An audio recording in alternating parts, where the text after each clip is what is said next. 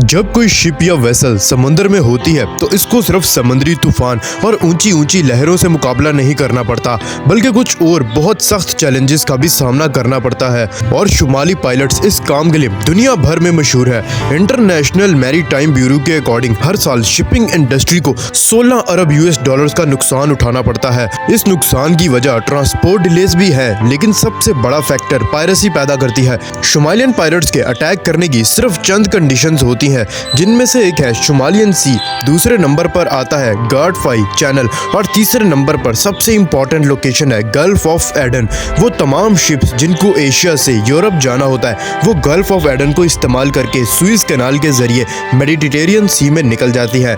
पूरी दुनिया की ट्रेड का एक बहुत बड़ा हिस्सा गल्फ ऑफ एडन को इस्तेमाल करता है, जिसमें सबसे ज्यादा ऑयल ट्रांसपोर्ट वेसल्स होती हैं और यहीं पर शुमालियन पायरेट्स का हमलों का खतरा बढ़ जाता है। दोस्तों, पिछले कई सौ नहीं बल्कि कई हजारों सालों से पायरेसी शिपिंग इंडस्ट्री के लिए एक बहुत बड़ा मसला रही है। पहले पायरेट्स इतने एडवांस नहीं होते थे, लेकिन अब मॉडर्न टेक्नोलॉजी की मदद से जहां पायरेट्स भी एडवांस हुए हैं, वहीं एंटी पायरेसी टेक्निक और मेथड्स भी एडवांस हो चुके हैं। गुड ट्रांसपोर्ट वेसल्स इनका मेन टारगेट होती हैं, क्योंकि इस किस्म की शिप में कम से कम क्रू होता है, जबकि इनमें करोड़ों डॉलर्स की मालियत के गुड्स जा रहे होते हैं।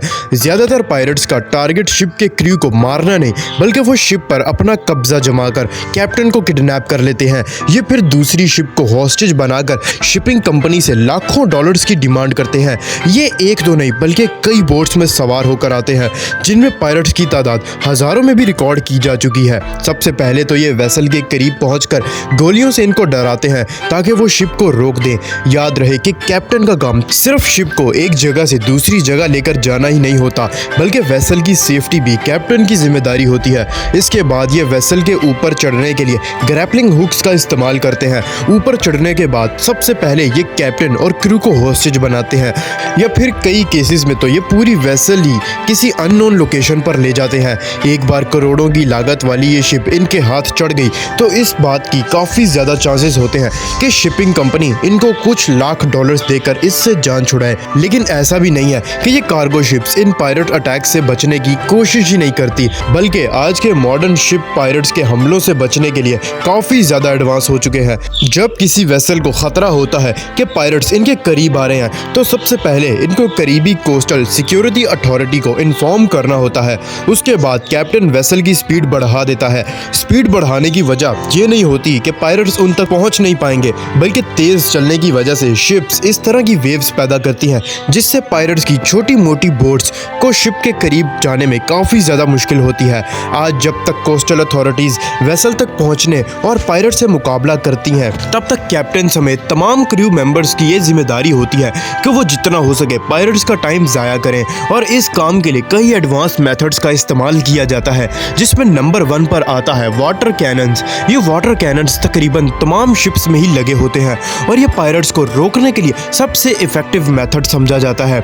इस किस्म की नोजल शिप या वेसल की चारों साइड्स पर लगी होती है। एक नोजल सिर्फ 1 मिनट में 1350 गैलन समुद्री पानी फेंकने की ताकत रखती है, यानी हर गुजरते मिनट 5110 लीटर पानी, वो भी अलग अलग नोजल से। ये इतना ज्यादा पानी है कि जिससे एक एवरेज साइज का स्विमिंग पूल सिर्फ 10 मिनटों में ही भरा जा सकता है। इसका प्रेशर 175 psi होता है, जो गाड़ी के टायर में भरी हवा से भी 10 गुना ज्यादा होता है। इतना ज्यादा प्रेशर जब पायरेट्स पर पड़ता है तो वो उनको बोट से गिरा देता है और हटा के पूरी बोट को ही उल्टा सकता है। मैरीन ग्रेड स्टेनलेस स्टील से बनी इस नोजल को ऑपरेशन रूम्स में बैठे क्रू मेंबर्स एक जॉयस्टिक की मदद से ऑपरेट कर रहे होते हैं और इनको ऑटो पे भी रखा जा सकता है। जब इतना पानी का प्रेशर पायरेट्स की बोट पर पड़ता है तो उनकी ऑपरेट करने की ताकत बहुत कम हो जाती है और ज्यादा वक्त वो अपने आप को समंदर में संभालने में ही गुजार देते हैं। वाटर कैनन्स के अलावा शिप्स में इस तरह के व्हील्स भी लगाए जाते हैं, जिससे पायरेट्स की बोट्स के अंदर पानी भरा जाता है।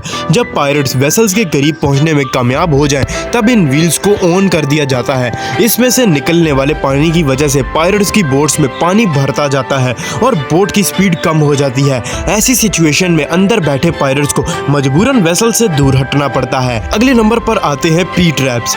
उस सिचुएशन में जब ये दोनों मेथड्स काम ना आए, तब इस्तेमाल किया जाता है पी ट्रैप, जो ये शिप की दोनों साइड्स में बाहर निकले हार्ड स्टील के फ्रेम्स होते हैं, जिसमें स्टील वायर्स लगी होती हैं। जैसे ही पायरेट वेसल के करीब आते हैं स्टील वायर्स को पानी में छोड़ दिया जाता है। पायरेट्स ज़्यादातर स्पीड बोट्स का इस्तेमाल करते हैं जिसमें एक प्रोपेलर लगा होता है। ये स्टेनलेस वायर्स उस प्रोपेलर में जाकर फंस जाती है जिससे बोट का इंजन स्टक हो जाता है।